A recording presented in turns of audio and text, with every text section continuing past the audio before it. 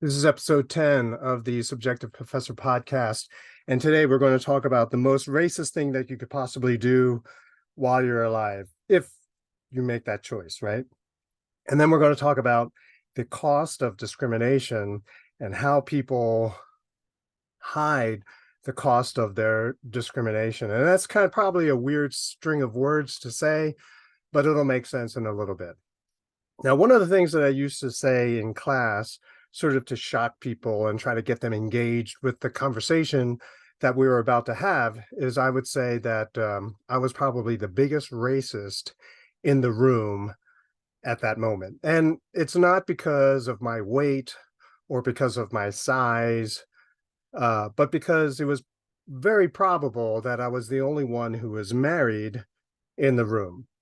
And yes, marriage is the most racist thing that you could probably do. So people who usually get married, you try to get it right, and you try theoretically to do it once. And so if you're starting off with all of these idealistic images of how marriage is supposed to go down, you believe that this will be the only time that you'll do it. It's a big deal, and you want to get it right. But another way of looking at it is that you are saying no to 6 billion people and yes to one. And so you got to say no to an awful lot of people. And so that is about the most discriminatory thing that you could possibly do. No one has objected to my explanation, and hopefully none of you will either. But that is the most racist thing that you can do. Now, think about it. In order to get married, one doesn't say, because everyone is equal, marry the first person who walks into the room, right? Don't discriminate, because discrimination is bad. Everyone equal, so it doesn't matter who you marry. It's more likely that people would rather discriminate according to the tiniest little racialization or characteristic that someone might have, right? They chew too loudly, their feet are ugly, they have ugly ears, they snore too loud, their body odor is unappealing, their sense of humor is wrong, they're too poor, they're too rich, they're too tall, they're too short, and people do this, discount and discriminate against people for various racializations or characteristics. Now, when people do that, when people say, oh, too short, too tall, choose too loudly, when people say things like this, most people might giggle. Some people will say, oh, okay, so you have a thing for certain kinds of people and you have a thing against certain kinds of people. So most people would kind of get over it this way. So it's okay to discriminate against certain people for certain traits, but then for other traits, you're not allowed to discriminate, right? So discrimination against religion, against skin color, against gender, right? Once you say certain racializations or characteristics, you're not allowed to discriminate against a person for having those characteristics, but for the other ones, perfectly fine. That's hypocrisy. Okay, so everyone should be allowed to discriminate for whatever reason that they have, right? Because people will discriminate for all kinds of reasons, but basically we'll get down to the idea of preference. People prefer to be with certain people and not with other people, right? And so you should allow people to make the discriminations that they want. If we allow everyone to choose according to their preference, right? Everyone has this. There's no restriction, right? There's no government passing all these rules and regulations telling you what you have to do and what you can't do. If we live in this free society, then most people will make the choices that they want, and society will not degenerate into violence and anger, right? Because everyone is allowed to make the choice that they want. It's the flip side. It's the situation where people's choices are now restricted, when certain choices are criminalized, when you are penalized for making certain choices. That's when problems occur, right? And so a lot of people believe that because certain choices are made, we have to regulate against it. We have to prevent people from making those choices. And what happens is you create an even bigger problem. Now, one thing that we should keep in mind is that it is rare for large groups of people to discriminate in the same way, right? Because beauty is in the eye of the beholder. In other words, a more economic way of expressing this is that value is subjective. Every subjectivity will see value or beauty, if you want to put it that way, since that's the context of our conversation, differently. Right. So each person will be attracted to certain things.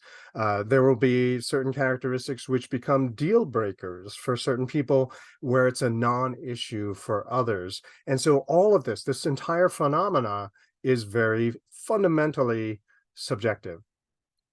And as long as people are willing to take responsibility for the choice that they have made, then okay, right?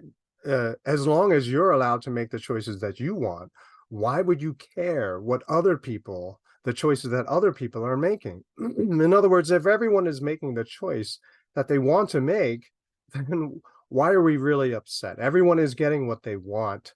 So there it is. One thing that we do have to keep in mind is that the pickier we become, the more expensive the choices become, right? So if we're looking for marriage, the longer the list of requirements we have for that perfect person, the harder it is to find someone who matches that description, who fulfills all the requirements, who checks all of the boxes. This is not only true in the case of marriage, but this is pretty much true for everything. The pickier we are, the more expensive the choices become. So what we have to do is we have to allow for those choices. Some people will be picky about certain things and not picky about other things. And everyone will be pickier about things that no one else is. And we should therefore allow people their subjectivity. Denying those choices because we subjectively feel that they are insignificant or significant for whatever reason, that's why we're writing these regulations.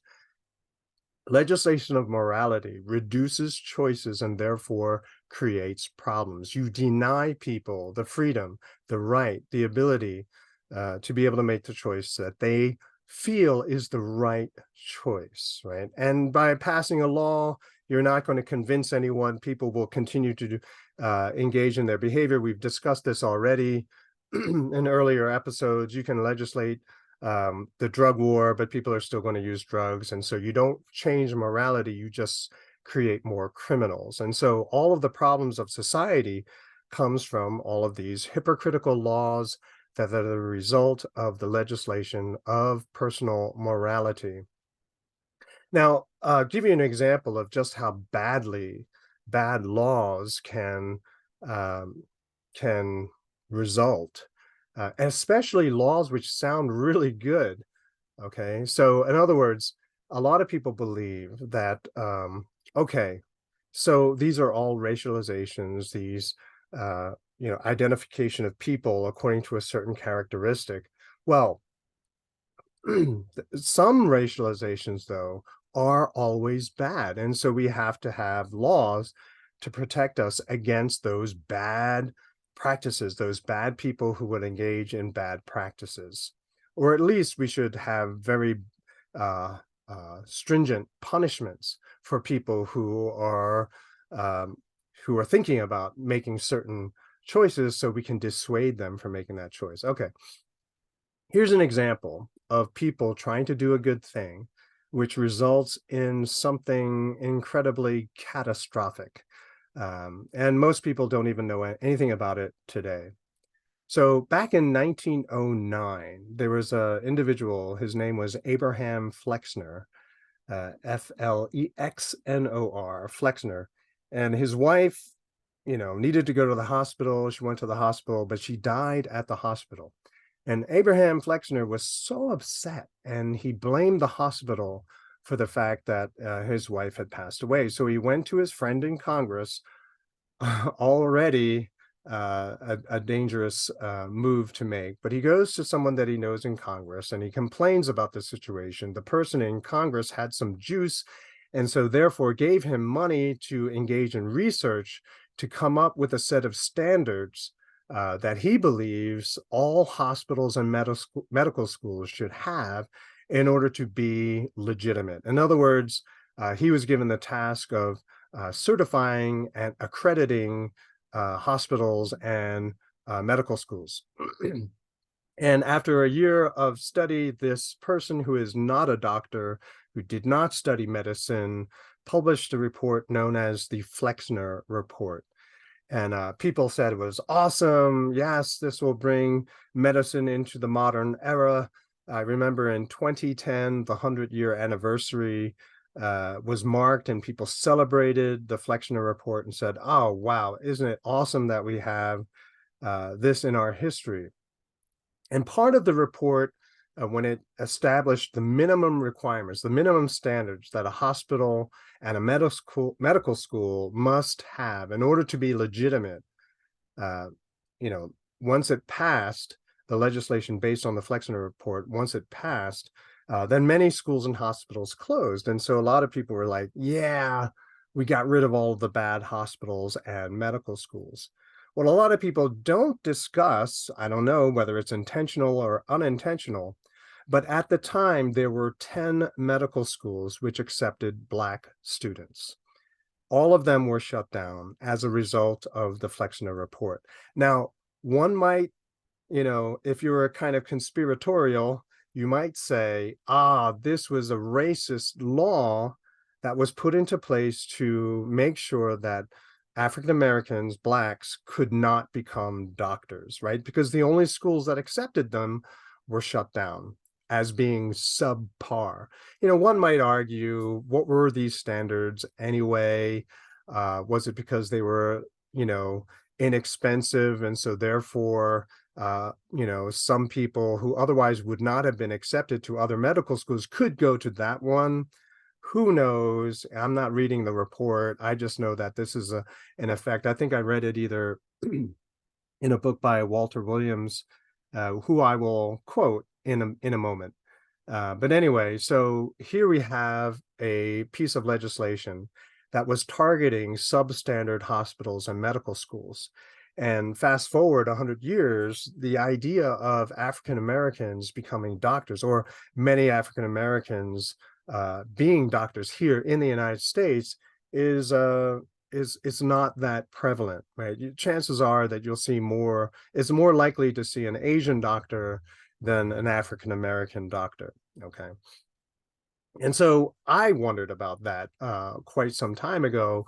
Why is it that we don't see more African American doctors, and my question was answered through the Flexner Report. So here's the thing. Why legislate in that way? You're reducing choices which have long-term consequences, which have long-term consequences. So all of us can make the choice that you want. You want a BMW or you want a Fiat. You want, or you want a Kia, whatever. In the same way, too, people who look for a spouse, they should be allowed the choice that they want to make, right? Because the repercussions and the living with that person will be that person. It's nobody else's business except for that person, all right?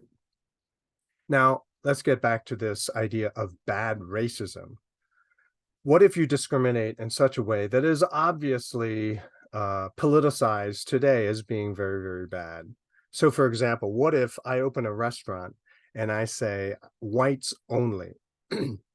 Well, there's a cost, right? So when we make these choices, there's a cost associated with these choices. Now, to say that you will be exclusive, you're only going to serve whites, see, that's being picky. And so your choice in terms of who you will serve and who you will not serve has a cost. But a lot of people don't realize, because they don't do business, they don't realize that the cost is far greater than they imagine, right? And so if you hang a sign, especially today, if you hang a sign out and says, whites only, who's going to buy from your establishment? Let's just call it a restaurant. Who's going to eat at your restaurant? Maybe a handful of people at best, because most people will be watching, most other people will be watching who goes into that restaurant and label them racist. And so no one wants to be labeled a racist, and so they will not go to that restaurant. Instead, what they will do is they will go to restaurants which do not have a whites only sign on their door. And so if you think back to the Jim Crow era, right? Why did you have Jim Crow laws? Well, because you had people hanging signs that said whites only. And exactly what I said happened. People stopped going to those establishments, right? And so, in other words, you had a lot of businesses that served everybody. They didn't care who you were because your money was the right color, right? And so they served anyone. And so these businesses who were going out of business for hanging a sign, whites only, they went to their local politician and said, something's got to be done. I'm going bankrupt because, no one else is as racist as me. And so the government then passes these Jim Crow laws, which requires everyone to follow the same rule, which is you can only serve whites. So by having legislation normalize a certain subjectivity on categorization, that is normalizing a certain subjective form of racism, you erase the cost of discrimination, right? So hanging a sign that says whites only, very, very expensive. But if you require everyone to do that, you erase the cost of racism. All right. And this is the thing that we want to avoid. This is the phenomena we want to avoid. So by moving away from this trend that we have in society today of legislating morality, if we move away from that, in fact, roll back a lot of this legislation, you will see a society that is less violent, that is less angry, and more prosperous. It's very simple. Walter Williams once said that laws are generally created to address behavior which is already taking place. So the Jim Crow laws were passed because so many people were treating blacks in the same way as they would treat whites. And that upset certain people who had influence and connections in government. Another example of bad racism might be the Rosa Parks story, where she protested the rule that said if you were black and a white person said you have to give me your seat, then she has to move to the back of the bus. Now, anyone who's ever ridden a school bus, that story in and of itself should have been a little confusing because we know all the cool seats are in the back, right? But once we get over that, then you realize that, hey, why did she have to sit in the back of the bus? And some people will say, oh, because it was a rule. No, I think the reason why she had to sit in the back of the bus was because there was only one bus company. There was a monopoly, a government-protected bus monopoly. And so if this one bus company said, you got to sit in the back of the bus, she had no alternative. The more that you have government control of our way of life, the more they control the decisions that are made in the marketplace. And they deny people the choices that they want to make. And therefore, people get angry. And then there's violence in the streets. You want to get rid of the violence. You want to get rid of the anger. Then you have to reduce the size and power, and especially the budget of government. And once we do that, people are now free to make the choices that they want, understanding and realizing that certain choices are more expensive than others, and gravitate to the choices that they want to make, all things considered, including the cost, which includes consequences. And so once we do that, once we make society more free, get rid of all these restrictions, then people will realize what the better choices are. Far fewer people will make bad choices because bad choices tend to be, not always, tend to be much more expensive. And that's what we want in society. We want people making better choices. And this is the way we do it. Allow people to make the choice that they want to make. Be free to make those choices, no matter how bad other people might think they are. Allow them to make the choice because they are the ones that have to live with the consequences and pay the cost. That's it for this episode, and I'll see you in the next one.